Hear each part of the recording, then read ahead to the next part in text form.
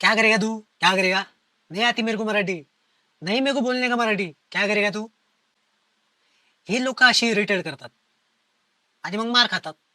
तुम्ही महाराष्ट्रात यायचं, पैसा कमवायचा, प्रॉपर्टी कमवायच्या आणि इथल्याच लोकांवरती दादागिरी करायची.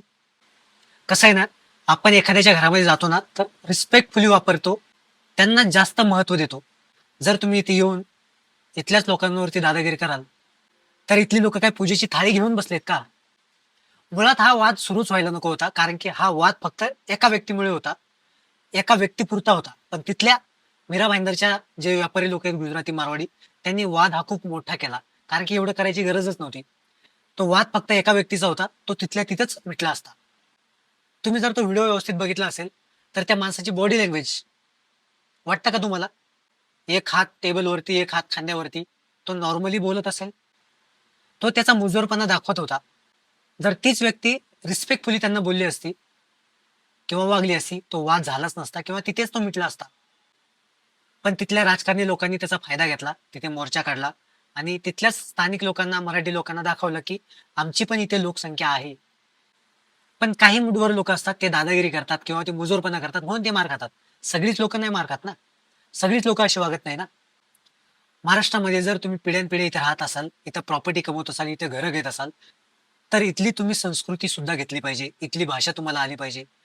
जर इथला मराठी माणूस तुम्हाला आग्रह करतोय किंवा तुमच्याकडून अपेक्षा ठेवतो की तुम्हाला मराठी बोलता आलं पाहिजे, तर त्यात काय चुकीचं आहे, त्यात काय गैर आहे. चांगलंच आहे ना, तुम्हालाही कुठली तरी भाषा शिकायला भेटते. त्यामुळे इथल्या मराठी माणसाची जास्त अपेक्षा नाहीच आहे. तुम्ही इथली संस्कृती घेतली पाहिजे, इथल्या लोकांशी जुळून घेतलं पाहिजे, एवढीच अपेक्षा आहे. तसंही इथला मराठी माणूस तुम्हाला जुळून घेतोच आहे. जास्त करून मराठी माणूस हा मराठीत कधीच बोलत नाही, तो हिंदीतच बोलतो, म्हणजेच तुम्हाला जुळून घेतोय. तुम्ही जर रस्त्यावरती कुठेही जा, रिक्षावाल्यासोबत जा, टॅक्सीवाल्यासोबत जा, मार्केटमध्ये कुठेही जा, तो हिंदीमध्येच बोलतो मराठी माणूस, कारण की त्याला माहिती आहे समोरचा हा अमराठीच आहे. त्यामुळे इथला मराठी माणूस पिढ्यानपिढ्या तुम्हाला जुळवून घेतो. तुम्ही पण त्याचा रिस्पेक्ट केला पाहिजे, त्याच्या भाषेचा रिस्पेक्ट केला पाहिजे, त्याच्या संस्कृतीचा रिस्पेक्ट केला पाहिजे. मुळात इथे सामान्य माणसाला घाबरायचं कारणच नाही.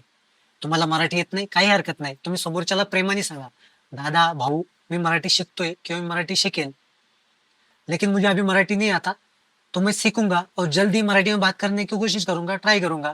तिथेच विषय संपतो. पण काही मुठभर लोक तिथे मुजोरपणा दाखवतात आणि मार खातात. त्यामुळे इथलं हे वातावरण बिघडतं. तर जे कोणी अमराठी माणसं असतील त्यांनी रिस्पेक्टफुली बोललं पाहिजे आणि मराठी शिकण्याचा प्रयत्न केला पाहिजे, मराठी शिकला पाहिजे. त्यात काही गैर नाही, त्यात तुमचाच फायदा आहे. याबद्दल तुम्हाला काय वाटतं कमेंट करून सांगा.